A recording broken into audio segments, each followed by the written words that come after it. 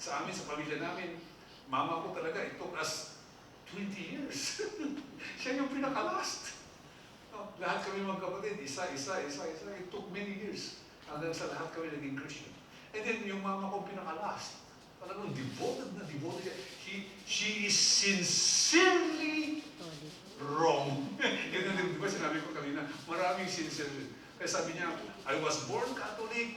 Kasi yung family ng mama ko, they were so religious na talagang grabe tinutulong nila sa Catholic Church. Lahat, pagka may mga okasyon, talagang grabe talaga. Talagang lumaki siya doon sa kanyang nakita na gano'n.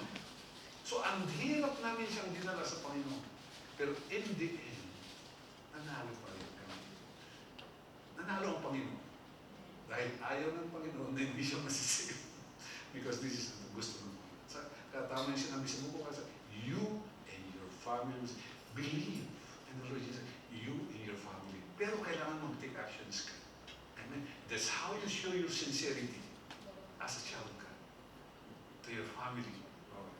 So, now, to your friends, enemies, mga ipag-pray mo. Mga enemies ninyo, ipag-pray mo. And that, pag dinala mo sa Panginoon, dati kayong enemy, of course, magiging maayos kayo, magandang testimony yan. Magiging magandang testimony. So, sabi nga niya sa Bible, bless your enemies, don't curse them. And the best blessing is to bring them to Christ. Kasi once na na-born again yan, maraming blessing ang darating. Amen? And to employers, sa Colossians 3, chapter 24, ano sabi niya? When you work as a people. Alam niyo mga kapatid, minsan medyo nasa ako sa mukha ni Sister Nancy. Ganda sa partner kasi. Sabi ko, pinupulot ko yung mga basura kasi wala naman akong ginagawa kaya hindi ko trabaho. Parang malinis kasi ayoko doon sa area ko may nakikita ko basura. Kahit maliit, may isang papel na gano'n, pinupulot ko. Kahit maliit na papel, gusto ko malinis na walang makitang kahit puti o tissue, gusto ko. And then, gabi na, wala ng tao. May isang papel na nandun. Tayo, okay na, gabi na. Sabi ni Sister Nancy sa akin, uy, nakikita niyo Lord yan. So, huwag natin isipin mga tao.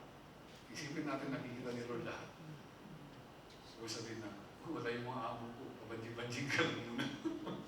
Gawin mo yung mga nararamdaman. Pag nagawa mo lahat ng mga nararamdaman, iso. Okay. Kahit na sabihin mo, alam niyo mga ako po minsan, I'm very relaxed. Pero nandun pa rin ka, minsan dumadating yung ano ko, kasi for 33 years na nagtrabaho ako sa 5-star hotel, talagang very strict. Very strict ako sa loob ng hotel. Pero pagdating sa bahay, I'm very relaxed. Ayoko na maging stricto. Parang gusto ko maging relax. But in my mind, nandun pa rin yung personality ko. Nandun pa rin yung personality ko. Alam niyo mga kapatid, sa bahay namin, okay lang sa akin. I'm not so very much strict. I just, okay lang sa akin. Pero alam niyo mga kapatid, pag pumunta ako sa isang bahay, pag pumunta ako sa Cubita, ng isang bahay, nakita ko marami. Ang sama na ng impression. Number 1, yung Cubita. Number 1 sa akin, Cubita. Pag marami ang Cubita, parang hindi na maganda yung impression ko sa mga bahay, sa lahat ng tao. Ang second, ay kusina. Pag malinis ang Cubita at malinis ang kusina, kahit yung sala, hindi na mayroon akong na-feel na okay ang bahay natin. Pero pagka ang sala is so neat, then pagpagating mo sa Cubita, marumi. Fail. So, kayo mo nagtatrabaho sa bahay. Show your sincerity as a Christian to your employers. Kahit na sabi natin masungit yung mga employer ninyo. Remember, dinala kayo ni Lord doon dahil meron siyang pinapagawa sa Hindi kanya dinala sa isang employer na masungit na walang purpose. Sabi sa akin ng general manager ng Mandarin nung interview niya ako, how did you survive? Kasi kilala lang pala yung general manager ng Banyan Tree. He's an evil man. Alam niyo mga kapatid, doon sa Banyan Tree, ako yung pang-pito na director ng engineering o senior manager. Lahat yung 6, hindi nagtagal. May 3 buwan lang, may 4 na buwan, may 6 na buwan. Ang pinakamatagal yata almost 1 year lang. Hindi sila nagtatagal. Hindi nila kaya yung trabaho, yung nature ng hotel, yung sit-up ng hotel is very, very stressful. Pagkatapos pa, nung dumating yung GM na ito, sabi nga nila, Diablo, devil. Grabe yung ugali niya. Hindi pa ako nakakita ng daong gano'n. Talagang, ayoko magsalita. Sabi ng GM, this man is evil. Very bad. How did you survive? Sabi ko sa kanya, we have a lot of projects, there are lots of challenges in the hotel. And many people say when I come aboard that I will not last for 1 year. But I lasted for 6 years. How did you manage it? Sabi sa akin ng general manager. Sabi ko, and how do you deal with people? I maintain my personality. I'm a Christian. I maintain my personality. And I deal with a different attitude with whom I deal with. He will be yelling at me every day, but I do my job as I should do my job. I do not think whatever anumang masamang sinasabi ko. What I know, I'm doing my best. I'm doing the right thing. Kaya sabi ko sa kanya, at the end of the project, we are successful, we shake hands. And I forget everything. Lahat ng kanyang pagsisigaw, lahat ng pagmumura, I just forget it. Kasali yan doon sa sweldo ko. Sabi ko, I put this as a part of my salary. To be yelled, to be shout out, kasali na doon sa kontrata ko yun. Inilagay ko na kasali na yun. Sabi ko, kaya natatawa. So yun. Actually mga kapatid, yung word na yun ay hindi galing sa akin. Narinig ko yun sa isa ding empleyado na palaging minumura.